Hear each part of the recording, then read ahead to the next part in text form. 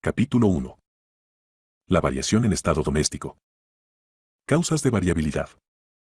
Cuando comparamos los individuos de la misma variedad o subvariedad de nuestras plantas y animales cultivados más antiguos, una de las primeras cosas que nos impresionan es que generalmente difieren más entre sí que los individuos de cualquier especie en estado natural. Y si reflexionamos en la gran diversidad de plantas y animales que han sido cultivados y que han variado durante todas las edades bajo los más diferentes climas y tratos, nos vemos llevados a la conclusión de que esta gran variabilidad se debe a que nuestras producciones domésticas se han criado en condiciones de vida menos uniformes y algo diferentes de aquellas a que ha estado sometida en la naturaleza la especie madre. Hay, pues, algo de probable en la opinión propuesta por Andrew Knight, de que esta variabilidad puede estar relacionada, en parte, con el exceso de alimento. Parece claro que los seres orgánicos, para que se produzca alguna variación importante, tienen que estar expuestos durante varias generaciones a condiciones nuevas, y que, una vez que el organismo ha empezado a variar, continúa generalmente variando durante muchas generaciones.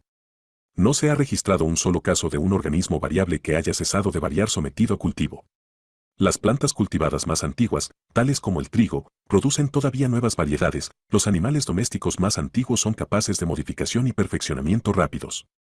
Hasta donde puedo yo juzgar después de prestar mucho tiempo atención a este asunto, las condiciones de vida parecen actuar de dos modos: directamente, sobre todo el organismo, o sobre ciertas partes solo, e indirectamente, obrando sobre el aparato reproductor. Respecto a la acción directa, debemos tener presente que en cada caso, como el profesor Weisman ha señalado hace poco y como yo he expuesto incidentalmente en mi obra sobre la Variation under Domestication, hay dos factores, a saber, la naturaleza del organismo y la naturaleza de las condiciones de vida. El primero parece ser, con mucho, el más importante, pues variaciones muy semejantes se originan a veces, hasta donde podernos juzgar, en condiciones diferentes, y, por el contrario, variaciones diferentes se originan en condiciones que parecen ser casi iguales. Los efectos en la descendencia son determinados o indeterminados. Se pueden considerar como determinados cuando todos, o casi todos, los descendientes de individuos sometidos a ciertas condiciones, durante varias generaciones, están modificados de la misma manera. Es sumamente difícil llegar a una conclusión acerca de la extensión de los cambios que se han producido definitivamente de este modo. Sin embargo, apenas cabe duda por lo que se refiere a muchos cambios ligeros, como el tamaño, mediante la cantidad de comida, el color, mediante la clase de comida, el grueso de la piel y del pelaje, según el clima, etc. Cada una de las infinitas variaciones que vemos en el plumaje de nuestras gallinas debe haber tenido alguna causa eficiente, y si la misma causa actuase uniformemente durante una larga serie de generaciones sobre muchos individuos, todos, probablemente, se modificarían del mismo modo. Hechos tales como la compleja y extraordinaria excrescencia que invariablemente sigue a la introducción de una diminuta gota de veneno por un insecto productor de agallas nos muestran las singulares modificaciones que podrían resultar, en el caso de las plantas, por un cambio químico en la naturaleza de la savia. La variabilidad indeterminada es un resultado mucho más frecuente del cambio de condiciones que la variabilidad determinada, y ha desempeñado, probablemente, un papel más importante en la formación de las razas domésticas. Vemos variabilidad indeterminada en las innumerables particularidades pequeñas que distinguen a los individuos de la misma especie y que no pueden explicarse por herencia, ni de sus padres, ni de ningún antecesor más remoto. Incluso diferencias muy marcadas aparecen de vez en cuando entre los pequeños de una misma camada y en las plantitas procedentes de semillas del mismo fruto. Entre los millones de individuos criados en el mismo país y alimentados casi con el mismo alimento, aparecen muy de tarde en tarde anomalías de estructura tan pronunciadas que merecen ser llamadas monstruosidades, pero las monstruosidades no pueden separarse por una línea precisa de las variaciones más ligeras. Todos estos cambios de conformación, ya sumamente ligeros, ya notablemente marcados, que aparecen entre muchos individuos que viven juntos, pueden considerarse como los efectos indeterminados de las condiciones de vida sobre cada organismo dado, casi del mismo modo que un enfriamiento obra en hombres diferentes de un modo indeterminado, según la condición del cuerpo o constitución, causando toses o resfriados, reumatismo o inflamación de diferentes órganos. Respecto a lo que he llamado la acción indirecta del cambio de condiciones, o sea mediante el aparato reproductor al ser influido, podemos inferir que la variabilidad se produce de este modo, en parte por el hecho de ser este aparato sumamente sensible a cualquier cambio en las condiciones de vida, y en parte por la semejanza que existe, según Colreuter y otros autores han señalado, entre la variabilidad que resulta del cruzamiento de especies distintas y la que puede observarse en plantas y animales criados en condiciones nuevas o artificiales. Muchos hechos demuestran claramente lo muy sensible que es el aparato reproductor para ligerísimos cambios en las condiciones ambientes. Nada más fácil que amansar un animal, y pocas cosas hay más difíciles que hacerle criar ilimitadamente en cautividad, aun cuando el macho y la hembra se unan. ¿Cuántos animales hay que no quieren criar aun tenidos en estado casi libre en su país natal? Esto se atribuye en general, aunque erróneamente, a instintos viciados. Muchas plantas cultivadas muestran el mayor vigor y, sin embargo, rara vez o nunca producen semillas. En un corto número de casos se ha descubierto que un cambio muy insignificante, como un poco más o menos de agua en algún periodo determinado del crecimiento, determina el que una planta produzca o no semillas. No puedo dar aquí los detalles que he recogido y publicado en otra parte sobre este curioso asunto, pero para demostrar lo extrañas que son las leyes que determinan la reproducción de los animales en cautividad, puedo indicar que los mamíferos carnívoros, aun los de los trópicos, crían en nuestro país bastante bien en cautividad, excepto los plantígrados, o familia de los osos, que rara vez dan crías, mientras que las aves carnívoras, salvo rarísimas excepciones, casi nunca ponen huevos fecundos. Muchas plantas exóticas tienen polen completamente inútil, de la misma condición que el de las plantas híbridas más estériles. Cuando, por una parte, vemos plantas y animales domésticos que, débiles y enfermizos muchas veces, crían ilimitadamente en cautividad, y cuando, por otra parte, vemos individuos que, aun sacados jóvenes del estado natural, perfectamente amansados, habiendo vivido bastante tiempo y sanos, de lo que podría dar yo numerosos ejemplos, tienen, sin embargo, su aparato reproductor tan gravemente perjudicado, por causas desconocidas, que deja de funcionar. No ha de sorprendernos que este aparato, cuando funciona en cautividad, lo haga irregularmente y produzca descendencia algo diferente de sus padres. Puedo añadir que, así como algunos organismos crían ilimitadamente en las condiciones más artificiales, por ejemplo los hurones y los conejos tenidos en cajones, lo que muestra que sus órganos reproductores no son tan fácilmente alterados, así también algunos animales y plantas resistirán la domesticación y el cultivo y variarán muy ligeramente, quizá apenas más que en estado natural. Algunos naturalistas han sostenido que todas las variaciones están relacionadas con el acto de la reproducción sexual, pero esto seguramente es un error, pues he dado en otra obra una larga lista de sporting plants, como los llaman los jardineros y hortelanos, esto es, de plantas que han producido súbitamente un solo brote con caracteres nuevos y a veces muy diferentes de los demás brotes de la misma planta. Estas variaciones de brotes, como puede llamárseles, pueden ser propagadas por injertos, acodos, etc., y algunas veces por semilla. Estas variaciones ocurren pocas veces en estado natural, pero distan de ser raras en los cultivos. Como entre los muchos miles de brotes producidos, año tras año, en el mismo árbol, en condiciones uniformes, se ha visto uno solo que tome súbitamente caracteres nuevos, y como brotes de distintos árboles que crecen en condiciones diferentes han producido a veces casi las mismas variedades, por ejemplo, brotes de melocotonero que producen nectarinas, y brotes de rosal común que producen rosas de musgo, vemos claramente que la naturaleza de las condiciones es de importancia secundaria, en comparación de la naturaleza del organismo, para determinar cada forma particular de variedad, quizá de importancia no mayor que la que tiene la naturaleza de la chispa con que se enciende una masa de materia, combustible en determinar la naturaleza de las llamas. Efectos de la costumbre y del uso y desuso de los órganos, variación correlativa, herencia. El cambio de condiciones produce un efecto hereditario, como en la época de florecer las plantas cuando se las transporta de un clima a otro. En los animales, el creciente uso o desuso de órganos ha tenido una influencia más marcada. Así, en el pato doméstico, encuentro que, en proporción a todo el esqueleto, los huesos del ala pesan menos y los huesos de la pata más que los mismos huesos del pato salvaje, y este cambio puede atribuirse seguramente a que el pato doméstico vuela mucho menos y anda más que sus progenitores salvajes. El grande y hereditario desarrollo de las ubres en las vacas y cabras en países donde son habitualmente ordeñadas, en comparación con estos órganos en otros países, es, probablemente, otro ejemplo de los efectos del uso. No puede citarse un animal doméstico que no tenga en algún país las orejas caídas, y parece probable la opinión, que se ha indicado, de que el tener las orejas caídas se debe al desuso de los músculos de la oreja, porque estos animales raras veces se sienten muy alarmados. Muchas leyes regulan la variación, algunas de ellas pueden ser vislumbradas y serán después brevemente discutidas. Solo me referiré aquí a lo que puede llamarse variación correlativa. Cambios importantes en el embrión o larva ocasionarán probablemente cambios en el animal adulto. En las monstruosidades son curiosísimas las correlaciones entre órganos por completo distintos, y se citan de ello muchos ejemplos en la gran obra de Isidore Geoffroy Saint-Hilaire sobre esta materia. Los creadores creen que las patas largas van casi siempre acompañadas de cabeza alargada. Algunos ejemplos de correlación son muy caprichosos. Así, los gatos que son del todo blancos y tienen los ojos azules, generalmente son sordos, pero últimamente Mr. Tat ha mostrado que esto está limitado a los machos.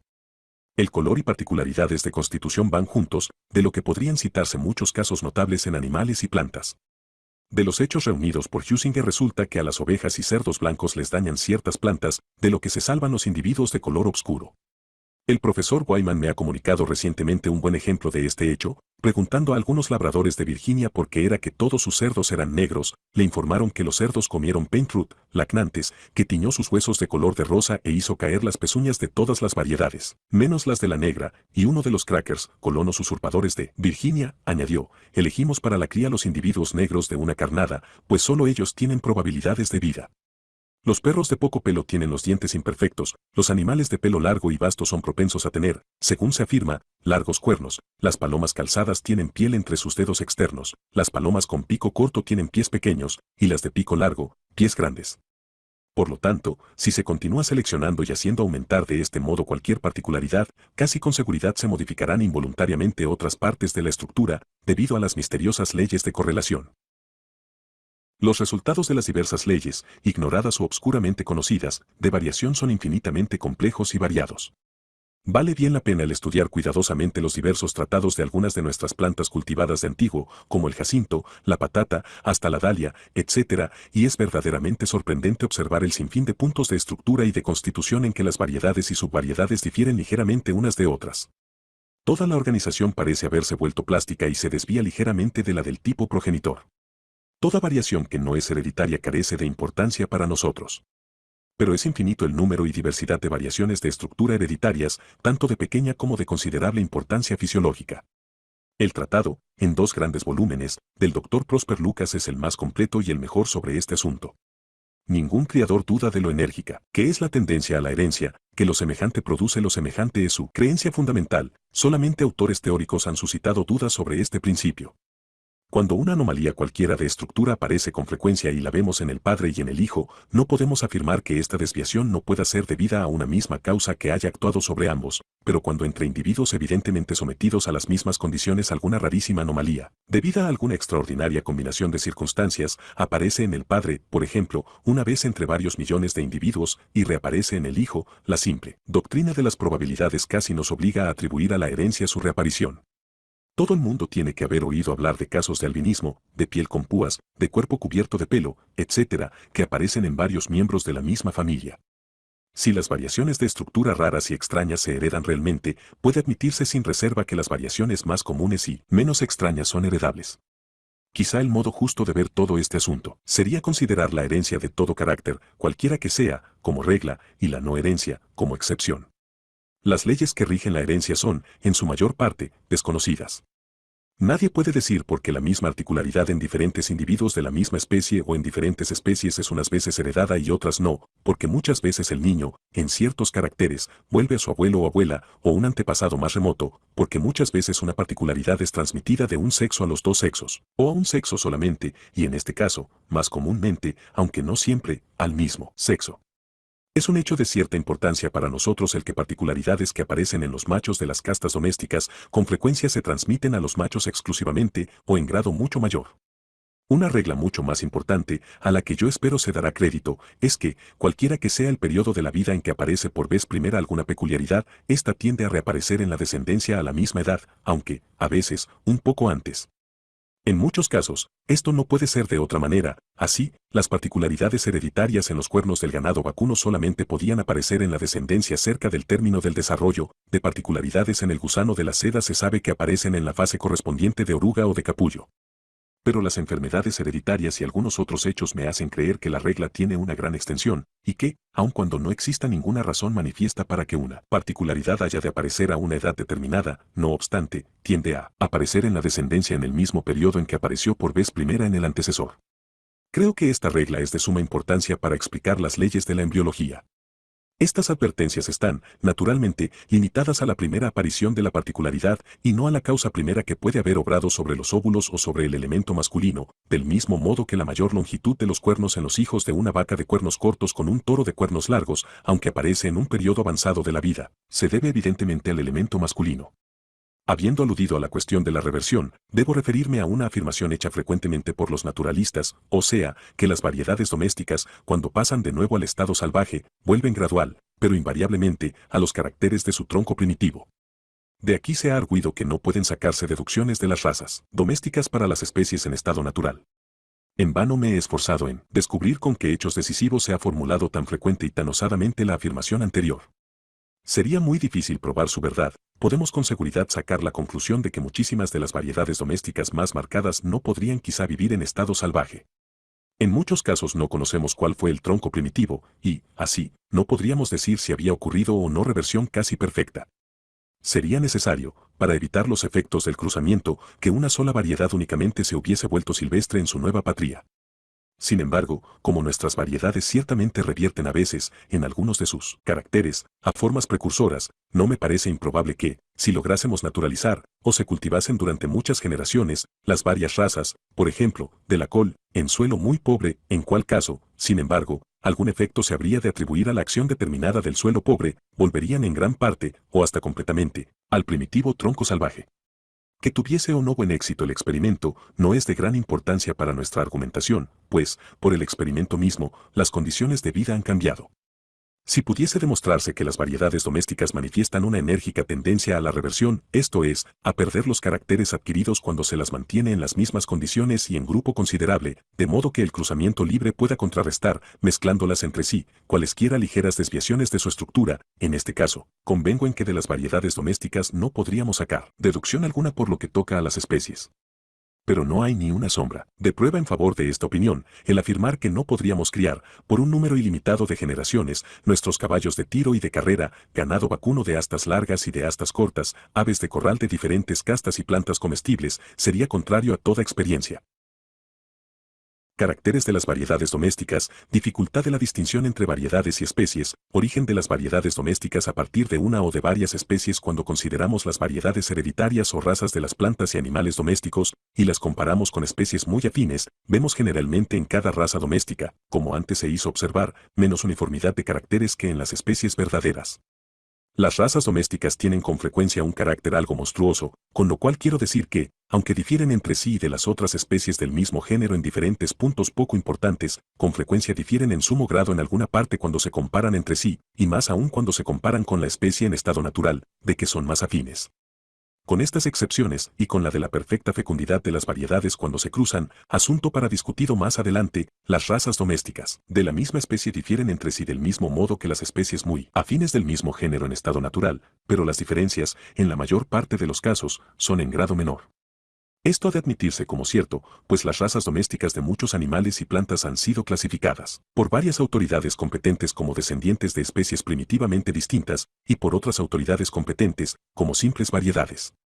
Si existiese alguna diferencia bien marcada entre una raza doméstica y una especie, esta causa de duda no se presentaría tan continuamente. Se ha dicho muchas veces que las razas domésticas no difieren entre sí por caracteres de valor genérico. Puede demostrarse que esta afirmación no es exacta, y los naturalistas discrepan mucho al determinar qué caracteres son de valor genérico, pues todas estas valoraciones son al presente empíricas. Cuando se exponga de qué modo los géneros se originan en la naturaleza, se verá que no tenemos derecho alguno a esperar hallar muchas veces en las razas domésticas un grado genérico de diferencia. Al intentar apreciar el grado de diferencia estructural entre razas domésticas afines, nos vemos pronto envueltos en la duda, por no saber si han descendido de una o de varias especies madres. Este punto, si pudiese ser aclarado, sería interesante si, por ejemplo, pudiese demostrarse que el galgo, el bloodhound, el terrier, el spaniel y el bulldog, que todos sabemos que propagan su raza sin variación, eran la descendencia de una sola especie, entonces estos hechos tendrían gran peso para hacernos dudar de la inmutabilidad de las muchas especies naturales muy afines, por ejemplo, los muchos zorros que viven en diferentes regiones de la Tierra. No creo, como luego veremos, que toda la diferencia que existe entre las diversas castas de perros se haya producido en domesticidad, creo que una pequeña parte de la diferencia es debida a haber descendido de especies distintas.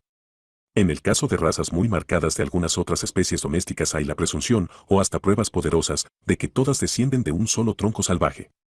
Se ha admitido con frecuencia que el hombre ha escogido para la domesticación animales y plantas que tienen una extraordinaria tendencia intrínseca a variar y también a resistir climas diferentes.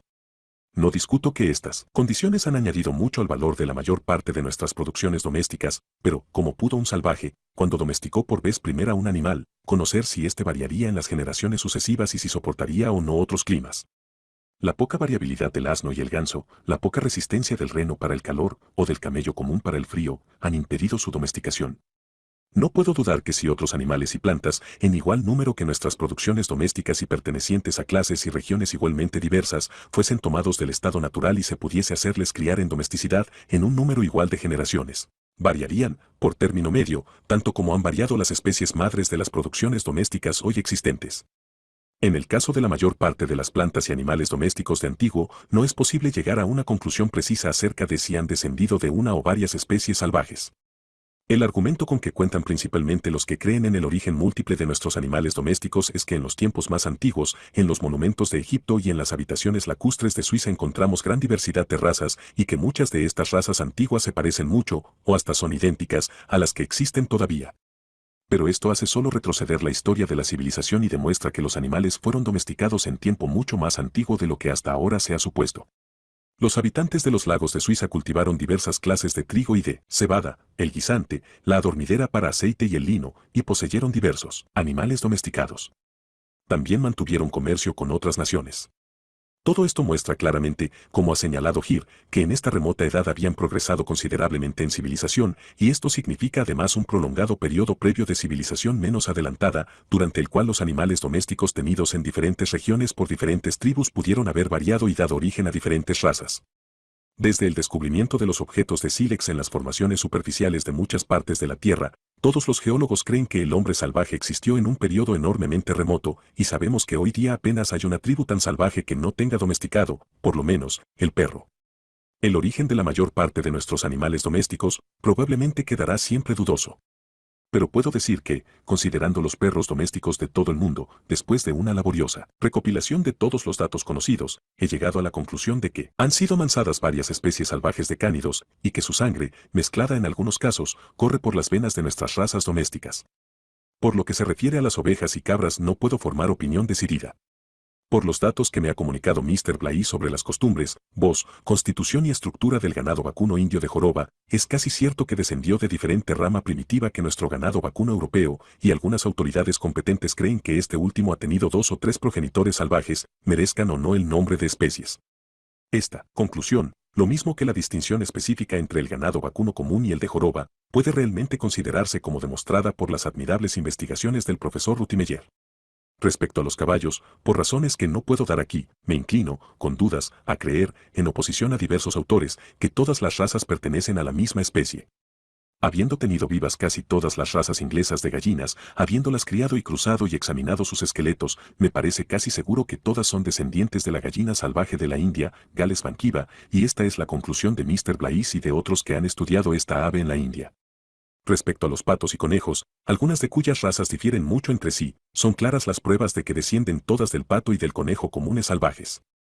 La doctrina del origen de nuestras diversas razas domésticas a partir de diversos troncos primitivos ha sido llevada a un extremo absurdo por algunos autores. Creen que cada raza que cría sin variaciones, por ligeros que sean los caracteres distintivos, ha tenido su prototipo salvaje. A este paso, tendrían que haber existido, por lo menos, una veintena de especies de ganado vacuno salvaje, otras tantas ovejas y varias cabras solo en Europa, y varias aún dentro de la misma Gran Bretaña.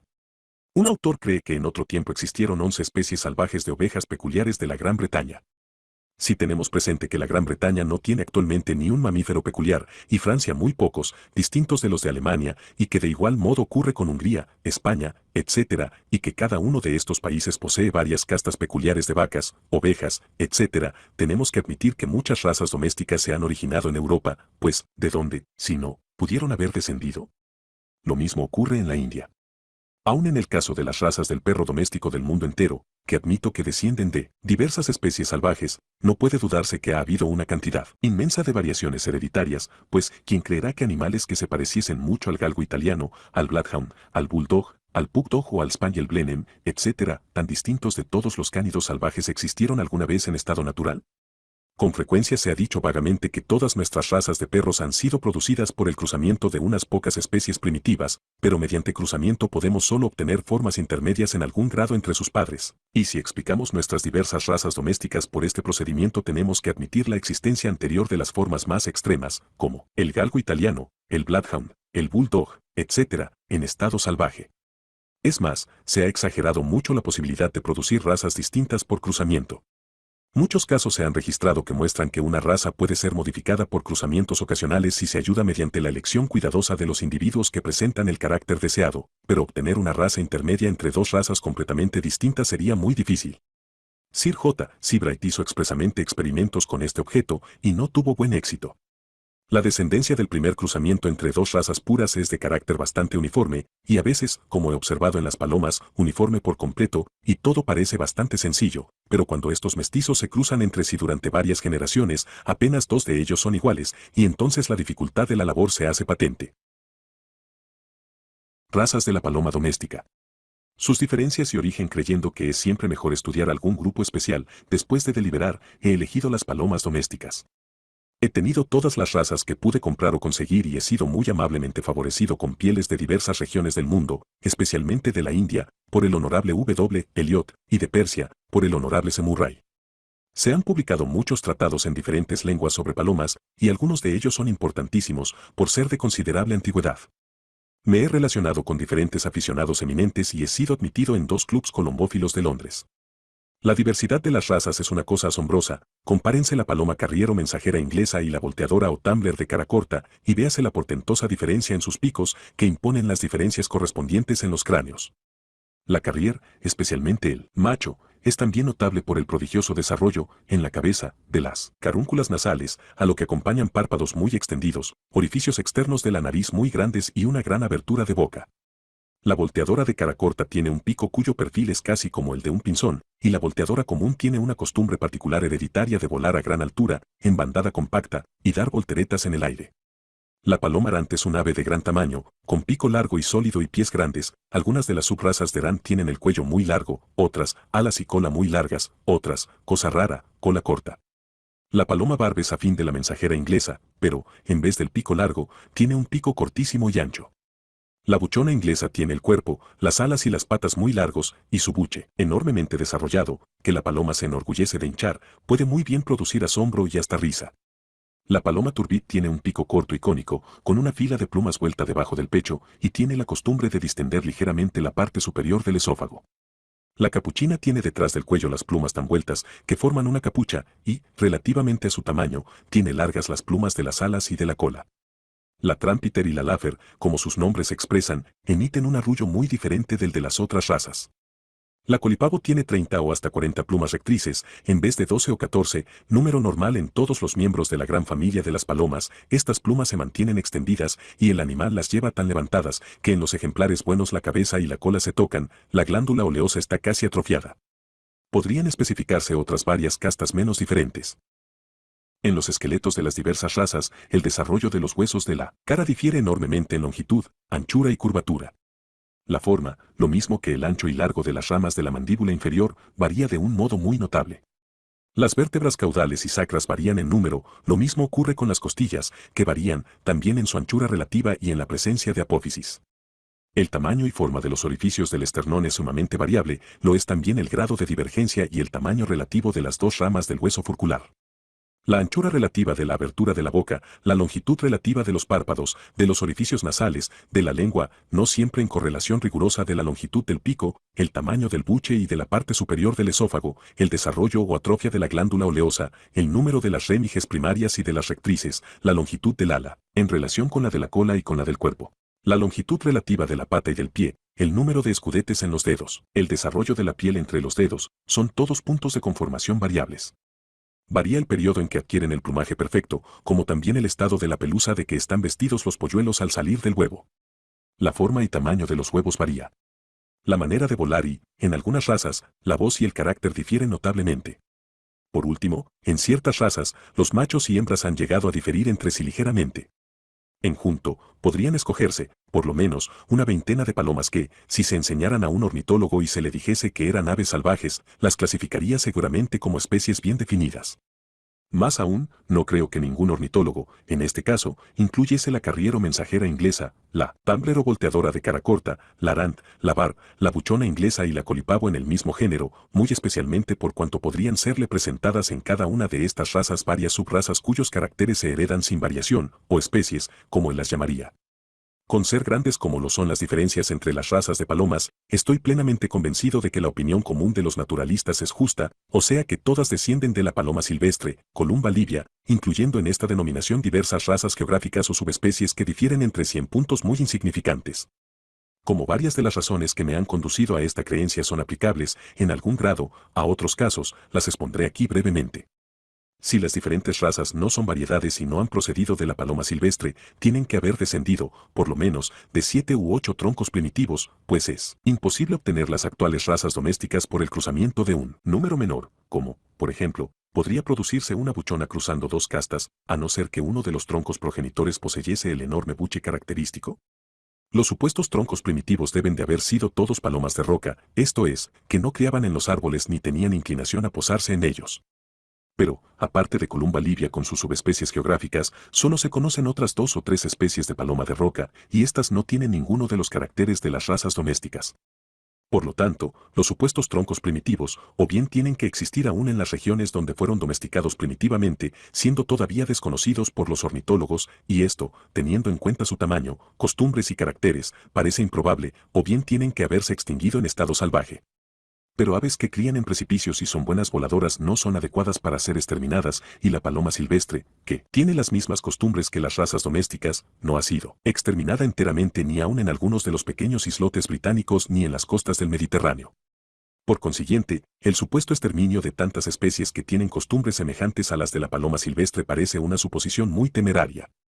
Es más, las diversas castas domésticas antes citadas han sido transportadas a todas las partes del mundo y, por consiguiente, algunas de ellas deben de haber sido llevadas de nuevo a su país natal, pero ninguna se ha vuelto salvaje o bravía, si bien la paloma ordinaria de palomar, que es la paloma silvestre ligerísimamente modificada, se ha hecho bravía en algunos sitios. Además, todas las experiencias recientes muestran que es difícil lograr que los animales salvajes críen ilimitadamente en domesticidad, y en la hipótesis del origen múltiple de nuestras palomas habría que admitir que 7 u 8 especies, por lo menos, fueron domesticadas tan por completo en tiempos antiguos por el hombre semicivilizado, que son perfectamente prolíficas en cautividad. Un argumento de gran peso, y aplicable en otros varios casos, es que las castas antes especificadas, aunque coinciden generalmente con la paloma silvestre en constitución, costumbres, voz, color y en las más de las partes de su estructura, son, sin embargo, ciertamente, muy anómalas en otras partes. En vano podemos buscar por toda la gran familia de los colúmbidos un pico como el de la carriero mensajera inglesa, o como el de la tumbler o volteadora de cara corta, o el de la barb. Plumas vueltas como las de la capuchina, buche como el de la buchona inglesa, plumas rectrices como las de la colipavo. Por lo tanto, habría que admitir, no solo que el hombre semicivilizado consiguió domesticar por completo diversas especies, sino que, intencionadamente o por casualidad, tomó especies extraordinariamente anómalas y, además, que desde entonces estas mismas especies han venido todas a extinguirse o a ser desconocidas. Tantas casualidades extrañas son en grado sumo inverosímiles. Algunos hechos referentes al color de las palomas merecen bien ser tenidos en consideración. La paloma silvestre es de color azul de pizarra, con la parte posterior del lomo blanca, pero la subespecie india, Columba intermedia de Strickland, tiene esta parte azulada. La cola tiene en el extremo una faja oscura y las plumas externas con un filete blanco en la parte exterior, en la base. Las alas tienen 2 fajas negras. Algunas razas semidomésticas y algunas razas verdaderamente silvestres tienen, además de estas 2 fajas negras, las alas moteadas de negro. Estos diferentes caracteres no se presentan juntos en ninguna otra especie de toda la familia. Ahora bien, en todas las razas domésticas, tomando ejemplares por completo de pura raza, todos los caracteres dichos, incluso el filete blanco de las plumas rectrices externas, aparecen a veces perfectamente desarrollados.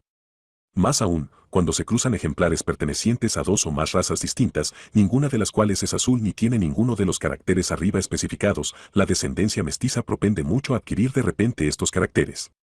Para dar un ejemplo de los muchos que he observado, crucé algunas colipavos blancas que criaban por completo sin variación, con algunas barbs negras, y ocurre que las variedades azules de barb son tan raras que nunca he oído de ningún caso en Inglaterra, y los híbridos fueron negros, castaños y moteados. Crucé también una barb con un spot, que es una paloma blanca, con cola rojiza y una mancha rojiza en la frente, y que notoriamente cría sin variación, los mestizos fueron obscuros y moteados.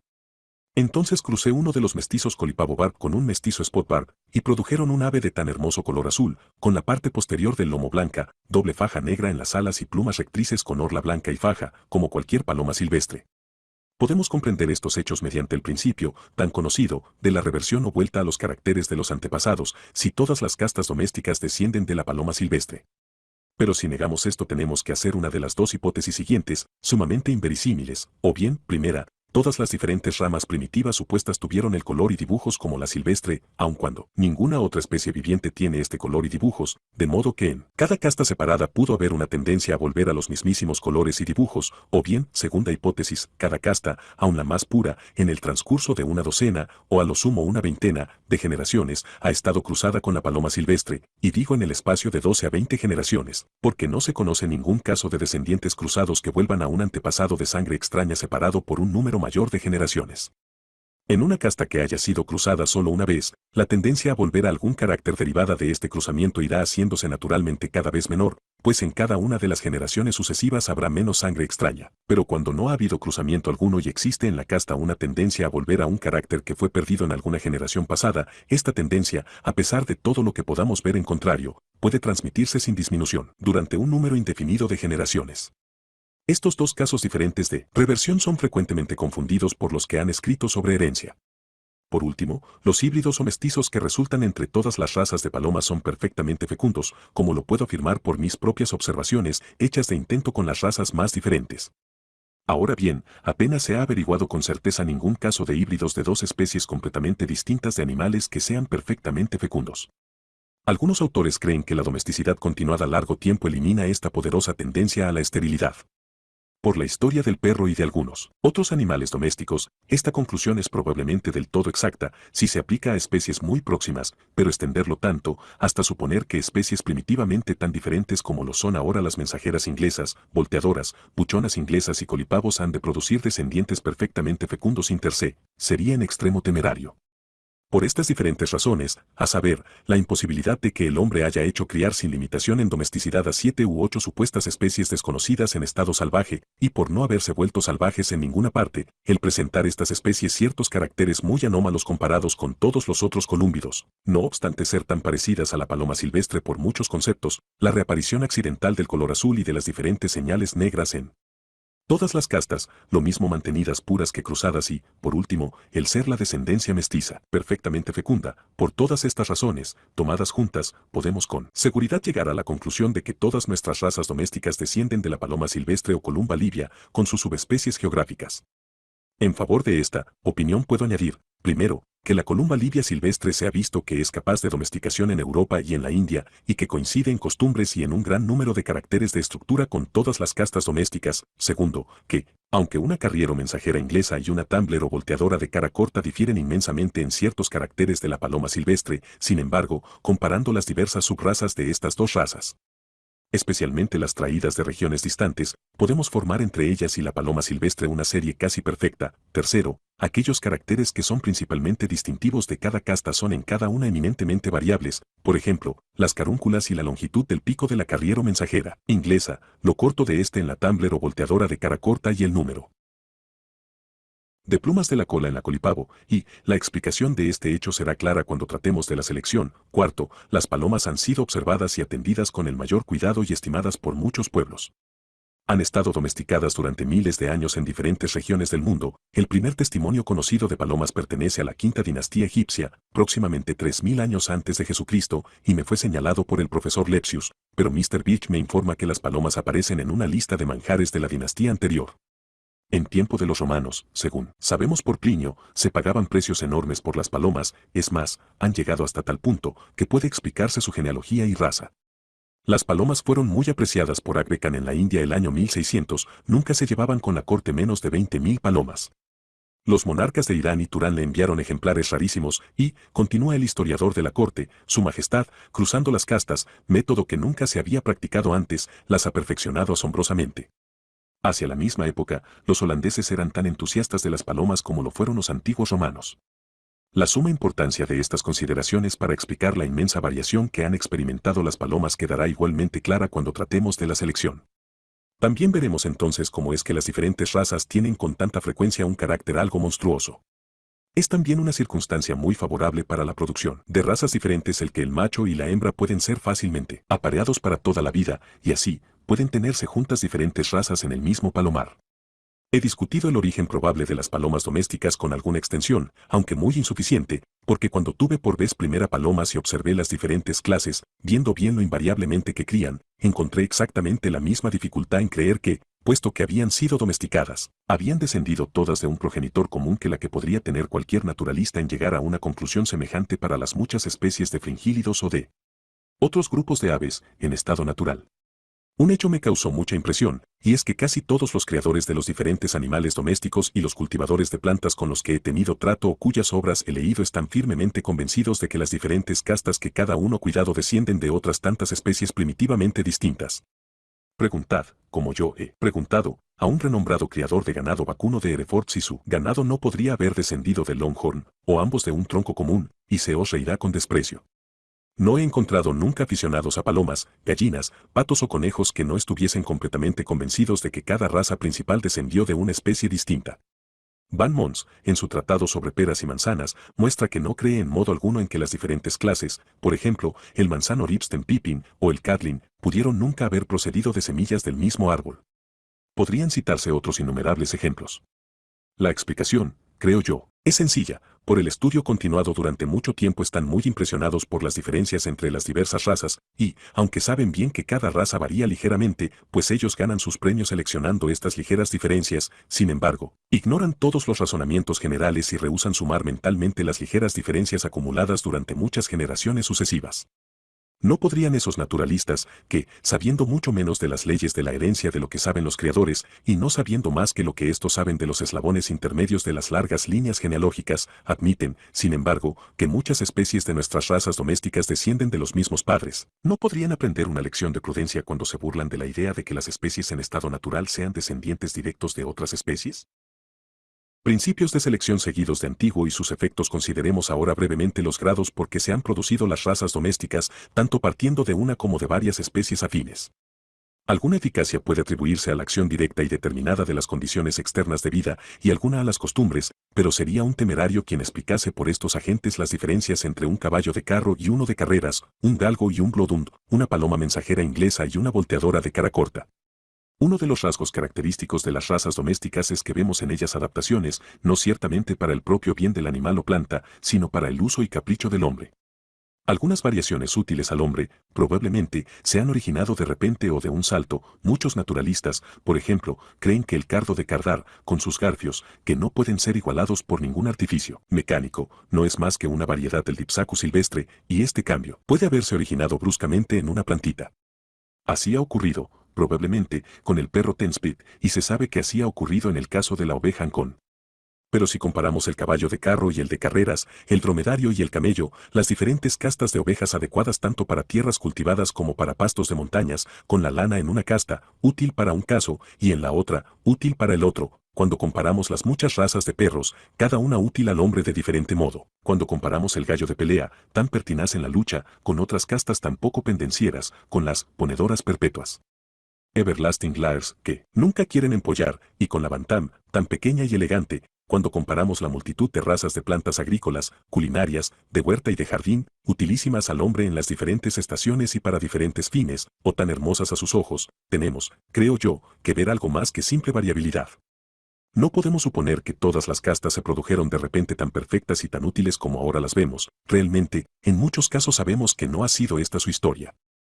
La clave está en la facultad que tiene el hombre de seleccionar acumulando. La naturaleza da variaciones sucesivas, el hombre las suma en cierta dirección útil para él. En este sentido puede decirse que ha hecho razas útiles para él. La gran fuerza de este principio de selección no es hipotética. Es seguro que varios de nuestros más eminentes ganaderos, aun dentro del tiempo que abraza la vida de un solo hombre, modificaron en gran medida sus razas de ganado vacuno y de ovejas. Para darse cuenta completa de lo que ellos han hecho es casi necesario leer varios de los muchos tratados consagrados a este objeto y examinar los animales. Los ganaderos hablan habitualmente de la organización de un animal como de algo plástico que pueden modelar casi como quieren. Si tuviese espacio, podría citar numerosos pasajes a este propósito de autoridades competentísimas. Jowett, que probablemente estaba mejor enterado que casi nadie de las obras de los agricultores, y que fue él mismo un excelente conocedor de animales, habla del principio de la selección como de lo que permite al agricultor, no solo modificar los caracteres de su rebaño, sino cambiar estos por completo. Es la vara mágica mediante la cual puede llamar a la vida cualquier forma y modelar lo que quiere. Lord Somerville, hablando de lo que los ganaderos han hecho con la oveja, dice, parecería como si hubiesen dibujado con yeso en una pared una forma perfecta en sí misma y después le hubiesen dado existencia. En Sajonia, la importancia del principio de la selección, por lo que se refiere a la oveja merina, está reconocido tan por completo que se ejerce como un oficio. Las ovejas son colocadas sobre una mesa y estudiadas como un cuadro por un perito. Esto se hace 3 veces, con meses de intervalo, y las ovejas son marcadas y clasificadas cada vez, de modo que las mejores de todas pueden ser por fin seleccionadas para la cría.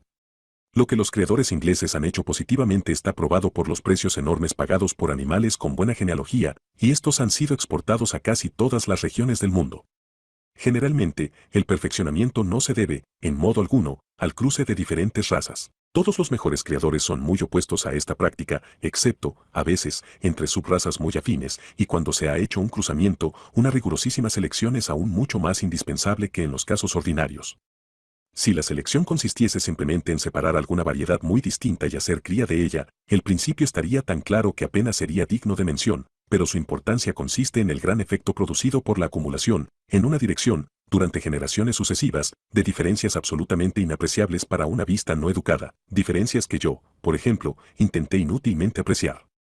Ni un hombre entre 1000 tiene precisión de vista y criterio suficiente para llegar a ser un criador eminente. Sí, dotado de estas cualidades, estudia durante años el asunto y consagra toda su vida a ello con perseverancia inquebrantable, triunfará y puede obtener grandes mejoras. Si le falta alguna de estas cualidades, fracasará cegueramente.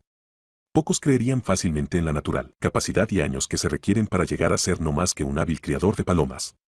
Los mismos principios siguen los horticultores, pero las variaciones, con frecuencia, son más bruscas. Nadie supone que nuestros productos más selectos se hayan producido por una sola variación del tronco primitivo. Tenemos pruebas de que esto no ha sido así en diferentes casos en que se han conservado datos exactos. Así, para dar un ejemplo muy sencillo, puede citarse el tamaño, cada vez mayor, de la grosella. Vemos un asombroso perfeccionamiento en muchas flores de los floristas cuando se comparan las flores de hoy día con dibujos hechos hace 20 o 30 años solamente.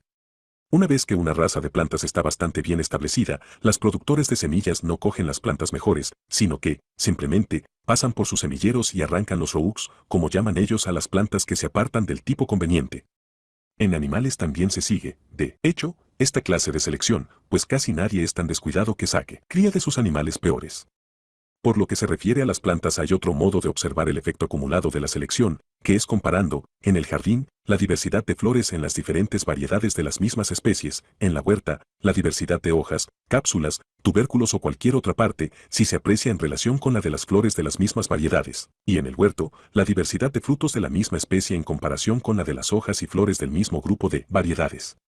Véase lo diferentes que son las hojas de la col y que parecidísimas las flores, que diferentes las flores del pensamiento y que semejantes las hojas, lo mucho que difieren en tamaño, color, forma y pilosidad los frutos de las diferentes clases de grosellas, y, sin embargo, las flores presentan diferencias ligerísimas. No es que las variedades que difieren mucho en un punto no difieran en absoluto en otros, esto no ocurre casi nunca, hablo después de cuidadosa observación, o quizá nunca. La ley de variación correlativa, cuya importancia no debe ser descuidada, asegura algunas diferencias, pero, por regla general, no se puede dudar que la selección continuada de ligeras variaciones, tanto en las hojas como en las flores o frutos, producirá razas que difieran entre sí principalmente en estos caracteres. Puede hacerse la objeción de que el principio de la selección ha sido reducido a práctica metódica durante poco más de 3/4 de siglo. Ciertamente, ha sido más atendida en los últimos años y se han publicado muchos tratados sobre este asunto, y el resultado ha sido rápido e importante en la medida correspondiente. Pero está muy lejos de la verdad el que el principio de la selección sea un descubrimiento moderno.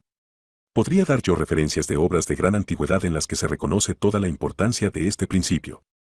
En periodos turbulentos y bárbaros de la historia de Inglaterra fueron importados muchas veces animales selectos y se dieron leyes para impedir su exportación, fue ordenada la destrucción de los caballos inferiores a cierta alzada, y esto puede compararse al roughing, en las plantas, por los que cuidan de los semilleros.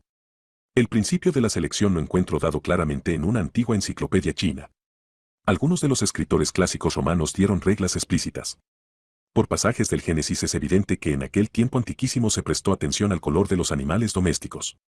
Actualmente los salvajes cruzan a veces sus perros con cánidos salvajes para mejorar la raza, y antiguamente lo hacían así, según lo atestiguan pasajes de Plinio. Los salvajes, en el sur de África, emparejan por el color su ganado vacuno de tiro, como lo hacen con sus tiros de perros algunos de los esquimales. Livingstone afirma que las buenas razas domésticas son muy estimadas por los negros del interior del África que no han tenido relación con europeos. Algunos de estos hechos no demuestran selección positiva, pero muestran que en los tiempos antiguos se atendió cuidadosamente a la cría de animales domésticos y que hoy es atendida por los salvajes más inferiores. Habría sido realmente un hecho extraño que no se hubiese prestado atención a la cría, pues es tan evidente la herencia de las cualidades buenas y malas. Selección inconsciente. Actualmente, criadores eminentes procuran, mediante selección metódica, en vista de un fin determinado, obtener una nueva línea o subraza superior a todo lo de su clase en el país. Pero para nuestro objeto es más importante una forma de selección que puede llamarse inconsciente y que resulta de que cada uno procura poseer y sacar crías de los mejores individuos. Así, uno que intenta tener pointers, naturalmente, procura adquirir tan buenos perros como puede y después obtiene crías de sus mejores perros, pero sin tener deseo ni esperanza de modificar permanentemente las razas. Sin embargo, debemos deducir que este procedimiento, seguido durante siglos, mejoraría y modificaría cualquier raza, del mismo modo que Bakewell, Collins, etc., por este mismo procedimiento, pero llevado con más método, modificaron mucho, solo con el tiempo de su vida, las formas y cualidades de su ganado vacuno. Cambios lentos e insensibles de esta clase no pueden nunca reconocerse, a menos que mucho tiempo antes se hayan hecho de las razas en cuestión medidas positivas y dibujos cuidadosos que puedan servir de comparación. En algunos casos, sin embargo, individuos no modificados o poco modificados de la misma raza existen en distritos menos civilizados donde la raza ha sido menos mejorada. Hay motivo para creer que el faldero King Charles ha sido inconscientemente modificado en sumo grado desde el tiempo de aquel monarca.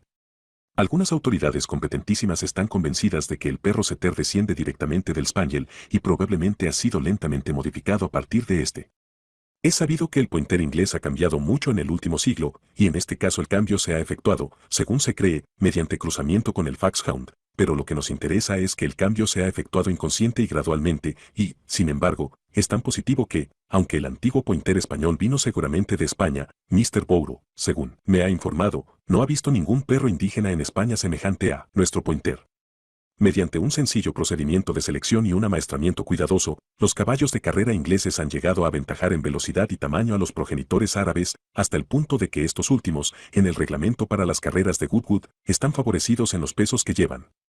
Lord Spencer y otros han demostrado cómo el ganado vacuno de Inglaterra ha aumentado en peso y precocidad, comparado con el ganado que se tenía antes en este país. Comparando los informes dados en varios tratados antiguos sobre la condición, en tiempos pasados, de las palomas mensajera y volteadora con la condición actual en Inglaterra, India y Persia podemos seguir las fases porque han pasado insensiblemente hasta llegar a diferir tanto de la paloma silvestre. Jowett da un excelente ejemplo de los efectos de una selección que puede ser considerada como inconsciente, en cuanto que los creadores nunca podían haber esperado, ni aún deseado, producir el resultado que ocurrió, que fue la producción de dos castas diferentes.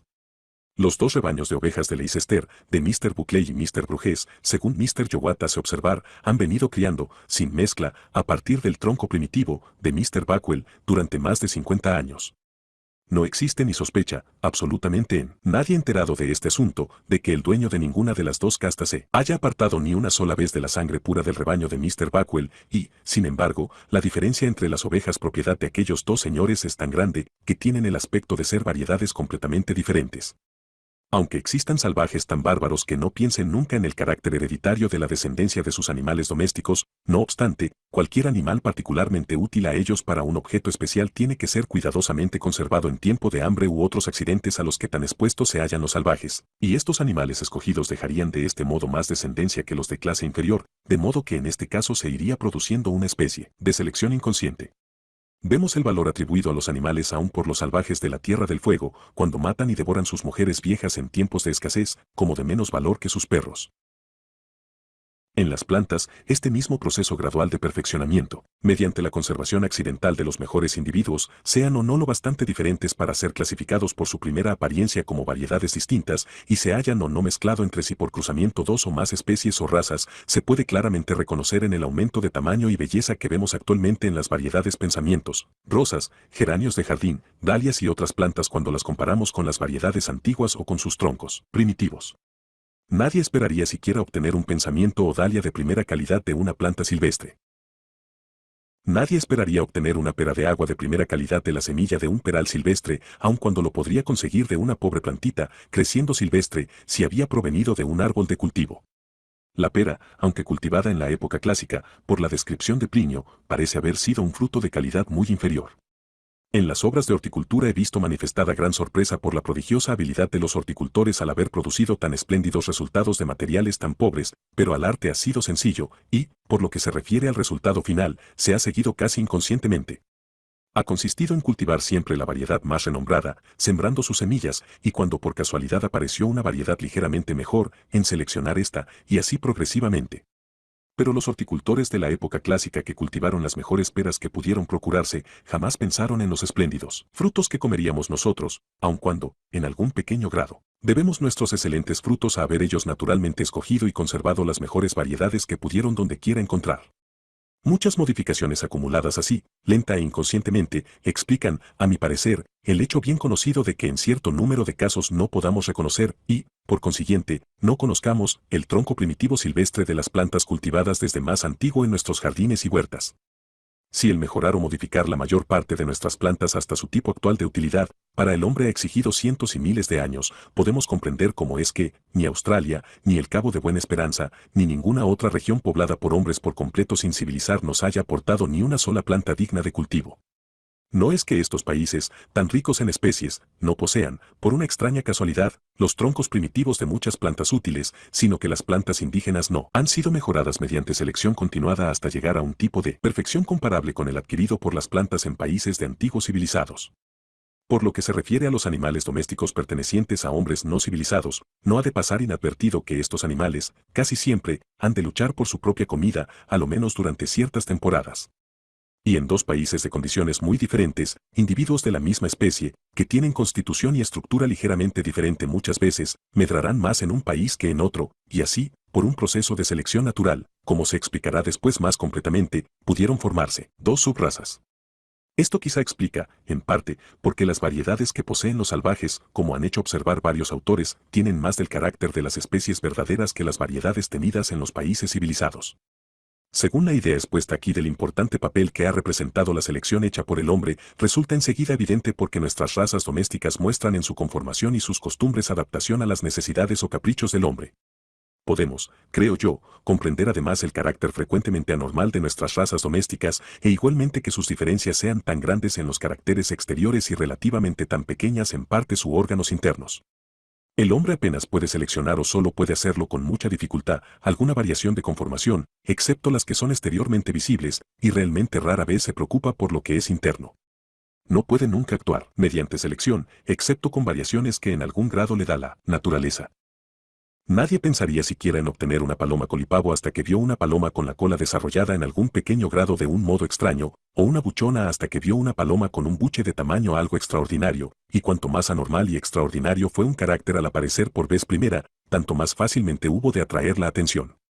Pero usar expresiones tales como intentar hacer una colipavo es para mí, indudablemente, en la mayor parte de los casos, por completo incorrecto. El hombre que primero eligió una paloma con cola ligeramente mayor, nunca soñó lo que los descendientes de aquella paloma llegarían a ser mediante muy prolongada selección, en parte inconsciente y en parte metódica.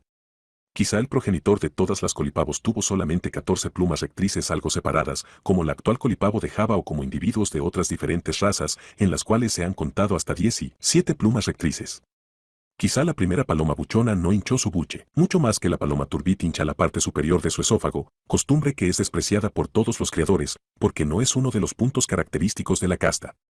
Ni hay que creer tampoco que sería necesaria una gran divergencia de estructura para atraer la vista al criador de aves, este percibe diferencias sumamente pequeñas, y está en la naturaleza humana el encapricharse con cualquiera novedad, por ligera que sea, en las cosas propias. Ni debe juzgarse el valor que se habría atribuido antiguamente a las ligeras diferencias entre los individuos de la misma especie por el valor que se les atribuye actualmente después que han sido bien establecidas diversas razas. Es sabido que en las palomas aparecen actualmente muchas diferencias ligeras, pero estas son rechazadas como defectos o como desviaciones del tipo de perfección de cada casta. El ganso común no ha dado origen a ninguna variedad marcada, de aquí que la casta de Tolosa y la casta común, que difieren solo en el color, el más fugaz de los caracteres, han sido presentadas recientemente como distintas en nuestras exposiciones de aves de corral. Esta opinión parece explicar lo que se ha indicado varias veces, o sea que apenas conocemos nada del origen o historia de ninguna de nuestras razas domésticas. Pero, de hecho, de una casta, como de un dialecto de una lengua, difícilmente puede decirse que tenga un origen definido. Alguien conserva un individuo con alguna diferencia de conformación y obtiene cría de él, o pone mayor cuidado que de ordinario en aparear sus mejores animales y así los perfecciona, y los animales perfeccionados se extienden lentamente por los alrededores inmediatos, pero difícilmente tendrán todavía un nombre distinto y, por no ser muy estimados, su historia habrá pasado inadvertida. Cuando mediante el mismo método, lento y gradual, hayan sido más mejorados, se extenderán más lejos y serán reconocidos como una cosa distinta y estimable, y recibirán entonces por vez primera un nombre regional. En países semicivilizados, de comunicación poco libre, la difusión de una nueva subraza sería un proceso lentísimo. Tan pronto como los rasgos característicos son conocidos, el principio, como lo he llamado yo, de la selección inconsciente tenderá siempre, quizá más en un periodo que en otro, según que la raza esté más o menos de moda, quizá más en una comarca que en otra, según el estado de civilización de los habitantes, a aumentar lentamente los rasgos característicos de la raza, cualesquiera que sean estos. Pero serán infinitamente pequeñas las probabilidades de que se haya conservado alguna historia de estos cambios lentos, variantes e insensibles. Circunstancias favorables al poder de selección del hombre. Diré ahora algunas palabras sobre las circunstancias favorables o desfavorables al poder de selección del hombre. Un grado elevado de variabilidad es evidentemente favorable, pues da sin limitación los materiales para que trabaje la selección. No es esto decir que simples diferencias individuales no sean lo bastante grandes para permitir, con sumo cuidado, que se acumule de una modificación muy intensa en casi todas las direcciones deseadas. Y como las variaciones manifiestamente útiles o agradables al hombre aparecen solo de vez en cuando, las probabilidades de su aparición aumentarán mucho cuando se tenga un gran número de individuos, de aquí que el número sea de suma importancia para el éxito. Según este principio, Marshall hizo observar anteriormente, por lo que se refiere a las ovejas de algunas comarcas de Yorkshire, que, como generalmente pertenecen a gente pobre y están comúnmente en pequeños lotes, nunca pueden ser mejoradas. Por el contrario, los jardineros encargados de los semilleros, por tener grandes cantidades de la misma planta tienen generalmente mejor éxito que los aficionados al producir variedades nuevas y valiosas. Un gran número de individuos de un animal o planta solo puede criarse cuando las condiciones para su propagación sean favorables. Cuando los individuos son escasos se les dejará a todos criar, cualquiera que sea su calidad, y esto impedirá de hecho la selección. Pero, probablemente, el elemento más importante es que el animal o planta sea tan estimado por el hombre, que se conceda la mayor atención aún a la más ligera variación en sus cualidades o estructura. Sin poner esta atención, nada puede hacerse. He visto señalado seriamente que fue una gran fortuna que la fresa empezase a variar precisamente cuando los hortelanos empezaron a prestar atención a esta planta. Indudablemente, la fresa ha variado siempre desde que fue cultivada, pero las ligeras variaciones habían sido despreciadas. Sin embargo, tan pronto como los hortelanos cogieron plantas determinadas con frutos ligeramente mayores, más precoces y mejores, y obtuvieron plantitas de ellos, y otra vez escogieron las mejores plantitas y sacaron descendencia de ellas, entonces, con alguna ayuda, mediante cruzamiento de especies distintas, se originaron las numerosas y admirables variedades de fresa que han aparecido durante los últimos 50 años. En los animales, la facilidad en evitar los cruzamientos es un importante elemento en la formación de nuevas razas, por lo menos en un país que está ya provisto de otras. En este concepto, el aislamiento del país representa algún papel. Los salvajes errantes y los habitantes de llanuras abiertas rara vez poseen más de una raza de la misma especie. Las palomas pueden ser apareadas para toda su vida, y esto es una gran ventaja para el criador, pues así muchas razas pueden ser mejoradas y mantenidas puras, aunque estén mezcladas en el mismo palomar, y esta circunstancia debe de haber favorecido mucho la formación de nuevas razas. Las palomas, debo añadir, pueden propagarse mucho en número y en progresión rapidísima, y los ejemplares inferiores pueden rechazarse sin limitación, pues muertos sirven para alimento. Por otra parte, los gatos, por sus costumbres de vagar de noche, no pueden ser apareados fácilmente y, aunque tan estimados por las mujeres y niños, rara vez vemos una raza distinta conservada mucho tiempo. Las razas que vemos algunas veces son casi siempre importadas de otros países. Aun cuando no dudo que unos animales domésticos varían menos que otros, sin embargo, la escasez o ausencia de razas distintas del gato, del asno, pavo real, del ganso, etc., puede atribuirse, en gran parte, a que no se ha puesto en juego la selección, en los gatos, por la dificultad de aparearlos, en los asnos, porque los tiene solo en corto número la gente pobre y se presta poca atención a su cría, pues recientemente, en algunas partes de España y de los Estados Unidos, este animal ha sido sorprendentemente modificado y mejorado mediante cuidadosa selección, en los pavos reales, porque no se crían muy fácilmente y no se tienen grandes cantidades, en los gansos, por ser estimados solo para dos objetos, alimento y plumas, y especialmente por no haber sentido gusto en la exhibición de las distintas razas, y el ganso, en las condiciones a que está sometido cuando está domesticado, parece tener una organización singularmente inflexible, aunque ha variado en pequeña medida, como he descrito en otra parte. Algunos autores han sostenido que, en nuestras producciones domésticas, pronto se llega al total de variación y que éste no puede después, de ningún modo, ser rebasado. Sería algo temerario afirmar que en algún caso se ha llegado al límite, pues casi todos nuestros animales y plantas han sido muy mejorados en distintos aspectos dentro de un periodo reciente, y esto significa variación. Sería igualmente temerario afirmar que caracteres aumentados actualmente hasta su límite usual no puedan, después de permanecer fijos durante muchos siglos, variar de nuevo en nuevas condiciones de vida. Indudablemente, como Mr. Wallace ha hecho observar con mucha verdad, un límite será al fin alcanzado. Por ejemplo, ha de haber un límite para la velocidad de todo animal terrestre, pues estará determinado por el rozamiento que tiene que vencer, el peso del cuerpo que tiene que llevar y la facultad de contracción en las fibras musculares. Pero lo que nos interesa es que las variedades domésticas de la misma especie difieren entre sí en casi todos los caracteres a que el hombre ha prestado atención y que ha seleccionado más de lo que difieren las distintas especies de los mismos géneros. Isidore Geoffroy Saint-Hilaire ha demostrado esto en cuanto al peso, y lo mismo ocurre con el color y, probablemente, con la longitud del pelo. Por lo que se refiere a la velocidad, que depende de muchos caracteres del cuerpo, Eclipse fue mucho más veloz, y un caballo de tiro pesado es incomparablemente más fuerte que cualesquiera dos especies naturales pertenecientes al mismo género. De igual modo, en las plantas, las semillas de las diferentes variedades de la judía o del maíz probablemente difieren más en tamaño que las semillas de distintas especies de cualquier género de las dos mismas familias. La misma observación puede hacerse respecto al fruto de las diferentes variedades del ciruelo y, todavía con mayor motivo, para el melón, lo mismo que en muchos otros casos análogos. Resumamos lo dicho acerca del origen de las razas domésticas de animales y plantas. El cambio de condiciones de vida es de suma importancia en la producción de la variabilidad, tanto actuando directamente sobre el organismo como indirectamente influyendo en el aparato reproductor. No es probable que la variabilidad sea una contingencia inherente y necesaria en todas las circunstancias. La fuerza mayor o menor de la herencia y reversión determinan que variaciones serán duraderas. La variabilidad está regida por muchas leyes desconocidas, de las cuales la del crecimiento correlativo es probablemente la más importante. Algo cuanto, no lo sabemos, puede atribuirse a la acción determinada de las condiciones de vida. Algún efecto, quizá grande, puede atribuirse al creciente uso o desuso de los diversos órganos. El resultado final se hace así infinitamente complejo. En muchos casos, el cruzamiento de especies primitivamente distintas parece haber representado un papel importante en el origen de nuestras razas. Una vez que en un país se han formado diferentes razas, su cruzamiento casual, con ayuda de la selección, ha ayudado, sin duda, mucho a la formación de nuevas subrazas, pero se ha exagerado mucho la importancia del cruzamiento, tanto por lo que toca a los animales como respecto a aquellas plantas que se propagan por semillas. En las plantas que se propagan temporalmente por esquejes, injertos, etc., es inmensa la importancia del cruzamiento, pues el cultivador puede en este caso desatender la extrema variabilidad, tanto de los híbridos como de los mestizos, y la esterilidad de los híbridos, pero las plantas que no se propagan por semillas son de poca importancia para nosotros, pues su duración es solo temporal. Por encima de todas estas causas de cambio, la acción acumulada de la selección, ya aplicada metódica y activamente, ya inconsciente y lentamente, pero con más eficacia, parece haber sido la fuerza predominante.